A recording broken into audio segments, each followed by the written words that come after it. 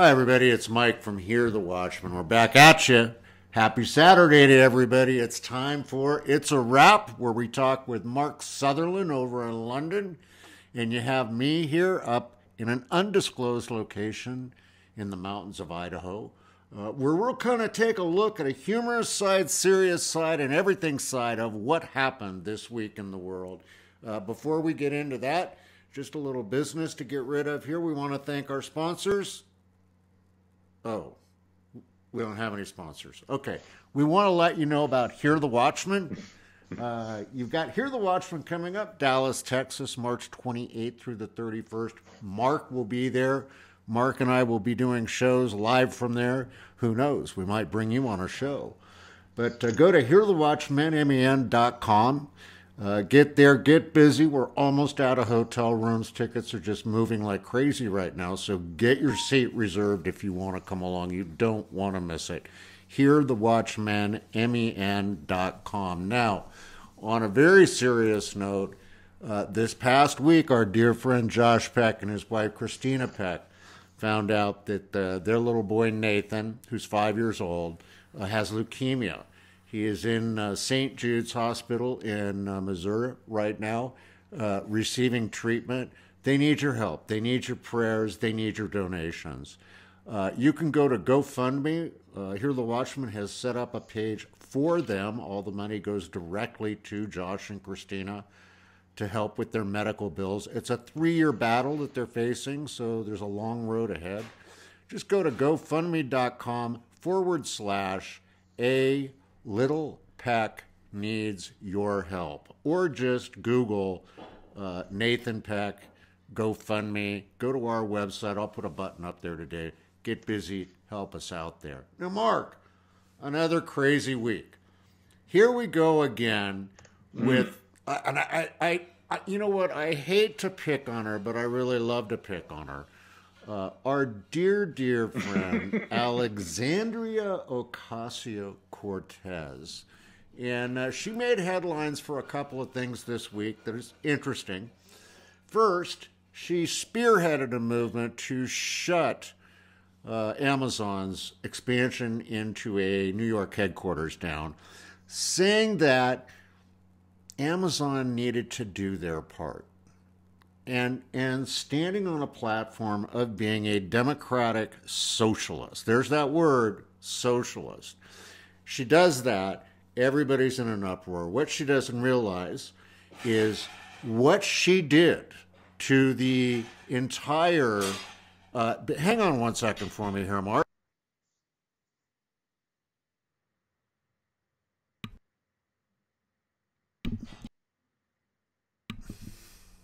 Sorry for that pause there, folks. I accidentally muted myself. So, you know, she's done this and it's upset. She doesn't understand she's taking jobs away and damaging the economy there, the local economy. But then she also pulled another great blunder where she's come under fire because she gave her boyfriend a congressional email account. And she claims that she did it only so he could see her calendar. Okay, I want a congressional email account so I can see her calendar as well. I mean, come on, it's only fair. Mark, what is going on here in America? What's your view from over there on all this? Well, well, good to see you, my brother. Well, I'm in a bit of a state of shock because I'm amazed that you weren't given a congressional email by your favourite woman that we happen to love at the moment, which is Miss Green Jeans. But this is rather serious because she's giving her boyfriend a congressional email account. Well, 35,000 emails were outside the State Department by sort of Hillary Clinton, and there the Chinese are downloading them in real time. That's a fact, etc. And you know, Benghazi and all of this. And no, I don't have to follow the government line. This is rather concerning. What about the other, you know, Feinstein? You know, we have a Chinese driver which is taking information. We have Umar Abedin's husband or ex-husband, and all this kind of thing, and emails, etc., etc. Don't these people learn anything? Plus, it's rather concerning. It's rather concerning me in your intro, in the fact that you joined two words, of democratic and socialist. I don't really think that they go together. Even I've now begun to realize that and grown up, because as we realize that socialism leads to communism, it's just the fact that they use a democratic means in which to get there and blind the voters. So suddenly, right, I am a democratic socialist, and I have just made sure that jobs don't go to New York. Mr. Blasio seems to have hit an utter, he's gone into an utter rage over this on one particular radio interview, I note. And there he is going, I've been a progressive all my life. Well, I am rather amused in the fact that it seems to be that our Almighty God is dividing up the enemy. That means that they're all having a go at each other. I couldn't be more pleased in that regard. That is what's going on.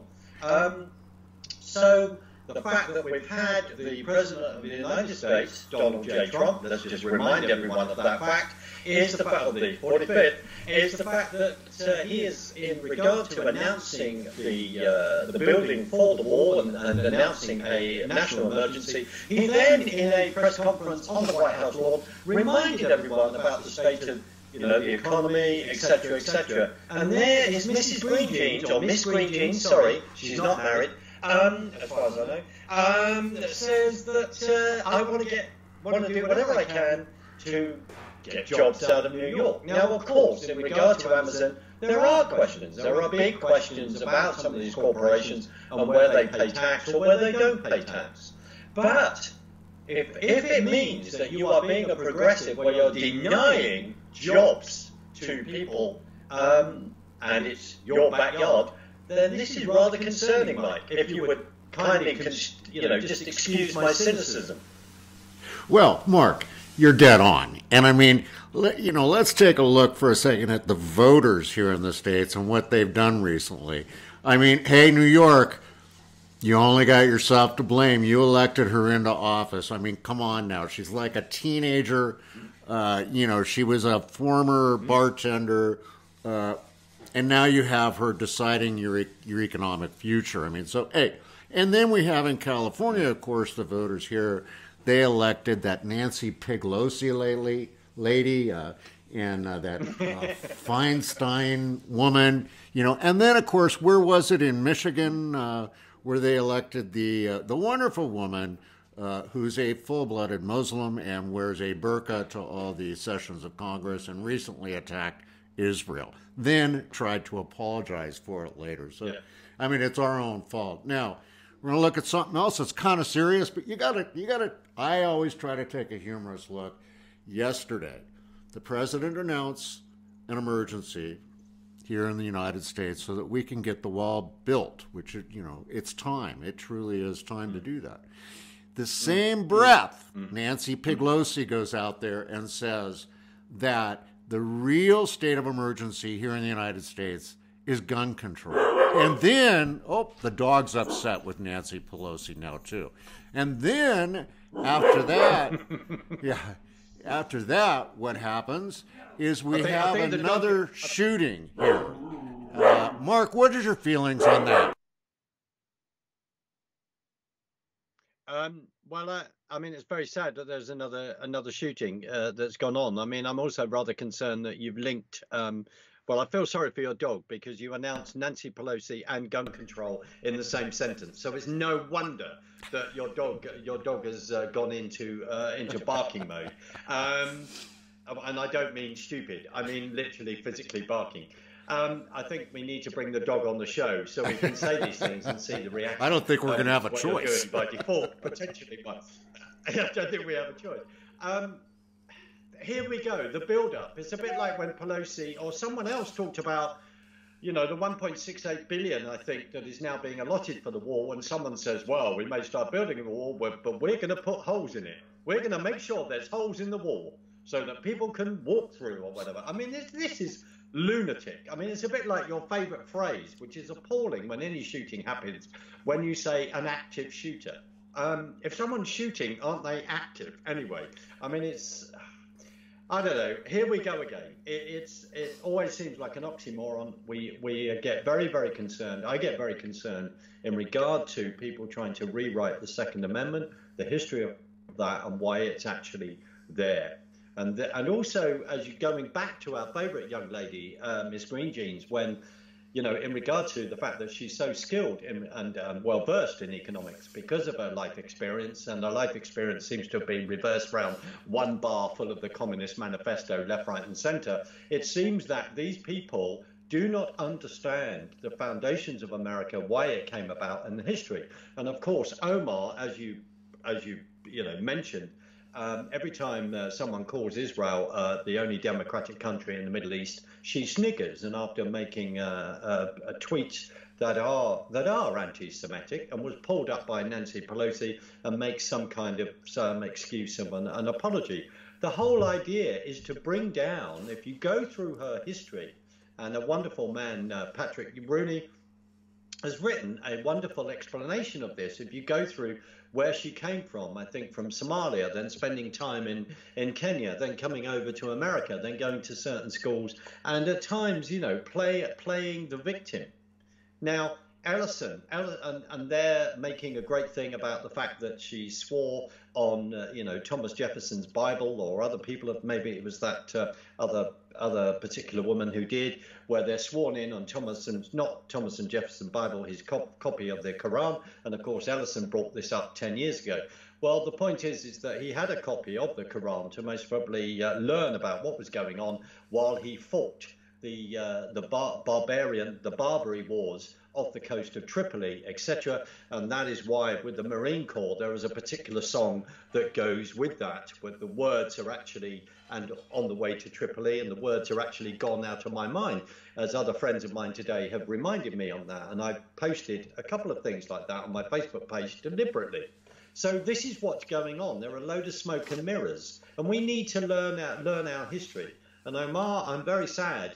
And as you've said, people have then voted for her. What's her voting? What is her voting base? The whole idea is to bring down America. So gun rights, you get rid of guns, you get rid of the rights to do that, then people are not in a position to defend themselves. And then all we're worried about, like Miss Feinstein is, as you've said in the past, is the fact that suddenly, you know, we want to put a train system through California. And I believe I think some of that has actually been stopped. And you may say, well, what is the link? What is the link is an abuse of power, is an abuse of power, and not actually defending your Constitution of the United States and what it was founded on in 1776 and why that came about, which was a huge row with us on this side of the pond. You know, you are citizens. We seem to be seen as subject. We're subjected to the Queen. You're citizens that are subjected to each other. You are calling each other to account, and your three tiers of government are there in balance. And what these people want to do is, frankly, and this is why you and I are passionate about it, putting our serious moment on. We are passionate about it because we see the writing on the wall in regard to the attack that people are trying to do to undermine your constitutional republic that uses a democratic means of voting to put people in. And people need to wake up to what is actually going on your side of the pond, sir. You know, it is, and it's frightening. It truly is frightening, Mark, that, you know, I mean, in America, we need to wake up as voters, and we need to realize, I mean, if you look at like Hitler and Stalin both got rid of guns. How did that turn out? You know, how'd that turn out for you? You know, so, you know, let's take a look at that. And you've got Green Jeans and Piglosi, and I mean, consider the source of who these people are. You know, I interviewed Michael Boldea on the show earlier this week. Folks, you can see it. Just go to the YouTube channel and find him. Michael grew up in communism and socialism, and he calls socialism just communism in a white dress. And he talks about, as a kid, if their chickens laid too many eggs, they would come and say, you need to give your part and give up some of your eggs.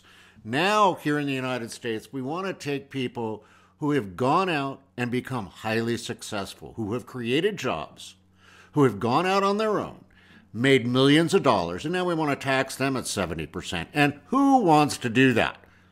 The socialist, woman in charge, Miss Green Jeans. So, you know, I don't know. And I want to take one shot, like you mentioned, at mainstream media, why do you call them an active shooter? Of course they're active, but why don't you call them inactive after the cops shoot them and they're dead? If you're going to call them an active shooter, call them inactive when it's all over with and report on inactive shooters. Oh, you can't because there's nothing to report on there. So anyway, Mark, we've like ranted about the United States, but your side of the pond has some stuff going on. What is up with your PM? Well, as you say, the Great Divorce. The Great Divorce is underway. And of course, the Great Divorce is underway. A marriage that happened under complete and utter, it was complete lie. You know, as we reminded ourselves, we were taken into the EU in 1973. We were lied in regard to that marriage. We were not told the true facts, that we would then find that we would then be entering into total and utter full-blown tyranny, where the democracy of our country is taken away, like every single country that joins, designed from 1923, where you take the democratic nature of that country, treaty by treaty, you take it away without telling it. So here we are in the Great Divorce, the update. The update is, I firmly believe that we will be leaving the EU without a deal. That is the best scenario, even though that seems to scare the living heebie-jeebies out of all those people that want to remain and all this. So two things this week. One, the Prime Minister again loses another vote in the House of Commons, 303 votes to 258, according to one particular article, or the number of articles.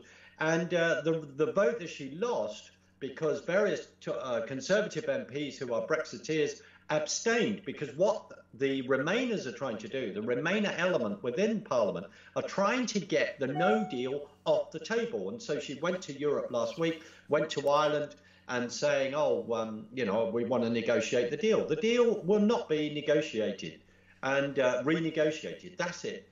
Now, Ambrose Evans-Pritchard, who is a wonderful, wonderful reporter in the Daily Telegraph, actually has raised an interesting issue today that says that the EU are now preparing for our exit out of the EU. Ambrose is a very, very interesting journalist because he's known to Larry Nichols, and he's also known to the Clintons with certain criticism that quite rightly he has come out with, and he's a journalist particularly over here to follow. So we've had that, but I think the other bigger story, which is rather interesting, is my old favourite, the Bank of England, run by that Canadian economist, Mr. Carney, Mr. James Carney, you know, the man who used to work for Goldman Sachs and used to work for the Bank of International Settlements, I think, used to be on that committee, although in Basel, used to be out there, you know, the Bank of International Settlements. What do you mean, Mark? Well, actually, the whole thing is a cartel, ladies and gentlemen, and we need to educate ourselves very, very fast on what's going on. Now, the reason why I'm picking on Mr. Carney, who was actually, I believe, born in Edmonton in the Alberta area, so a shout out to friends up there. I might be quite shocked that he actually came from there. The key is that this is a man, before we voted to leave, said that basically the sky would fall in on us if we actually left the EU. And suddenly he seems to be changing his mind this week, and Mr. Carney goes, I think it's going to be okay. Now, this is rather interesting to me. Is that because Mr. Cameron in 2016, when Cameron spent £5 million of my taxpayers' money and my hard-earned resources there with a little pamphlet that I still must find in my office so I can wave it in front of you, my brother, and say this is the propaganda that came out, that sat down and said, well, Mr. Carney, you must paint a really, really black, dark picture saying that the whole world is going to fall in. Well, the whole world hasn't fallen in, and slowly over time, Mr. Carney seems to have changed his mind, which I find rather interesting. But the reason why I've mentioned his past, you know, Goldman Sachs, he's described in Wikipedia, which is where I looked him up, he described as a international banker. I'll just say that properly. He's described as an international banker. That's why I said the Bank of International Settlements, Basel, and all this kind of thing, of a central bank mindset and who he then mixes with. So he's suddenly saying that we are going to be okay. We are going to be okay. I'm not saying that there aren't going to be some bumps in the road. There are going to be some bumps in the road. And very interesting, the other thing that was raised last week, and there is a link, Mike, with this, is that Nissan, who make cars, who have a factory in Sunderland, they then stopped the potential production of a vehicle called the X-Trail. And of course, everyone said that this is because of Brexit. No, this is because, in my opinion, the EU has made trade agreements with Japan, which means that they don't then have to make that particular vehicle inside the UK to then get round tariffs. That's the truth of it. The other thing you could also argue, they then went on about Land Rover. Well, the reason why there's been a downturn in Land Rover sales is because the Chinese aren't buying so much. In other words, it's the story behind the story when we get the time. And you and I both know that so much is coming at us, so much information is coming at us, and we're doing what we can to try and disseminate that. But it really is important to get the story behind the story and to find the facts. And of course, if people disagree, we want to hear from you. People want to come back to us and say, that's not quite right, then do it. But so they're the two biggest stories. One, I mean, someone tweeted today, Julie Hartley Brewer, who's on radio stations in the UK, in a London station. She tweeted today that it's less than 1,000 hours before we leave the EU. And more people, let's just say this before I hand it back to you, my brother, is that more and more people that voted to remain are changing their minds. They see what's happening. They see how we've been treated by the EU and all the rest, and the fact that it is one big carver. The other interesting thing, the word on the street, I think by my favourite guy called Guido Fawkes, is talking about the fact that the civil servant that's been at the centre of all this negotiating on part of the EU, on behalf of the EU with the UK, he says cynically, Ollie Robbins, MPs, people are moving away from his influence. And I'm going, well, if that's true, about time. Why didn't you do that a couple of years ago? So that's where we're at, my brother. Well, now, Mark, I don't want to, throw gasoline on an open flame. Of course, I would never do that on this show with you. But earlier this week, I sent you a little update that was sent to me from the New York Times saying that you guys are toast now that you're leaving. And I think your response, well, I can't say what your response was because this is a Christian-based show after all. But, I mean, so you don't feel, and there, I mean, what is the feeling over there? Is anybody concerned about you guys exiting?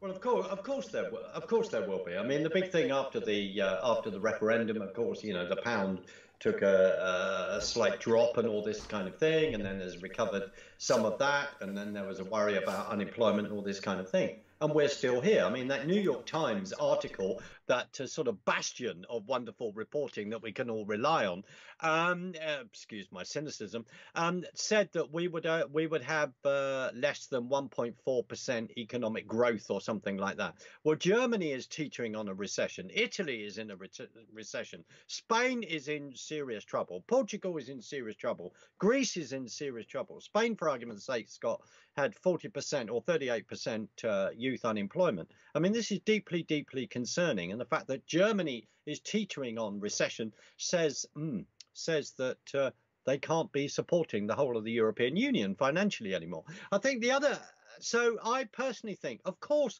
it's not going to be easy on the one hand, but we really, really need to find our inner innards and to then try to be polite here and basically find ourselves and get on with it and see how get back. We are a nation in the past. We're a nation of shopkeepers and all the rest, and running small businesses, a vast number of small businesses in this country, and we just need to get going with that. The other thing I want to say, Mike, I forgot this. This is a major thing that's going on, that's gone on and was briefly reported. France withdrew its ambassador from Italy this week. That has not been done since, someone said, since 1940 in the Second World War, since Mussolini came into power in Italy. And they've done that. Now, these all things are linked, where Slovenia's interior minister has turned around and said he went and met with some yellow vest leaders and the French in France, and the French of Mr. Macron, that well-known person who passionately believes in democracy and all the rest, and a total globalist who thinks he can walk on water. Well, the only place he can walk on water is on the front of The Economist, like he did last year. And unfortunately, he seems to be sinking and losing that glaze. So that is another important thing that's going on. The other key thing when you talk about our economy is that the gentleman that I mentioned this before in France, this is in charge of the port in Calais and the charge of the port in Bordeaux. You know, lorries, trade will still be continuing. We will then trade under WTO rules of Article 24 and all this kind of thing. And the other thing is that the EU, in regard to this whole thing of backstop, there's a debate about will Ireland have to come out, Southern Ireland have to come out of the customs union because of the fact that we are actually leaving. Now, in the long run, I mean, I feel sorry for Southern Ireland in the way that the banks have treated them. The fact that their GDP, they're spending 50% of that supporting all the bank loans that Ireland have taken on, all this debt. And a wonderful journalist, Gemma Doherty, let's give her another shout out, is reporting all this. Find her YouTube channel and learn, because she's reporting about all of this. Mike, I don't sit here saying that we're not going to have bumps, we're not going to have problems. But man, oh man, you know, wouldn't it be wonderful? I look forward to the fact that we are in charge of our own destiny. The big under God. Right, let's just remember that as part of the problem while we're even in this problem, because we walk away from our Christian roots and all the rest. But the key thing is this, is that many MPs within Parliament, the reason why they are actually visiting the John so much is because they are absolutely massively scared about running the country again. They've forgotten how to run the country, and suddenly, instead of edicts coming down from the European Union on all this paperwork that they have to align to, or whatever they want to do in regard to all those rules that come in, they are going to have to rule the country themselves. And finally, we may come out of the EU, and it's something that you and I will discuss in Dallas, and I know that this is coming up, is the fact that the battle of getting us out of the EU is one thing. Our next fight is with the United Nations and the globalism fight that is going on through there. The key, you've got this on your side of the border, the president negotiated a new NAFTA deal. There's some very, very deep questions in regard to that deal that the New American has raised up, and the John Birch Society, quite rightly. And also, as you and I are discussing the deep state on both sides of the pond, we've just seen McCabe's interview where he's finally, admitted that there was a coup attempt against Mr. Trump. Tell us what we didn't know. The fact is that there are hangers-on from the Obama administration inside negotiating all these things. Why do I say this? The reason why I say it is we have to be informed, my brothers. One of the reasons why we go to Dallas, one of the reasons why, you and Jeannie felt so much to set up the Hear the Watchman conference, so we can come together and gain the information and then go out. We're involved in a huge, huge fight, and we need to engage and we need to be informed. As Hosea 4 verse 6 says, my people are destroyed through lack of knowledge. We don't sit here as some clever experts mouthing off.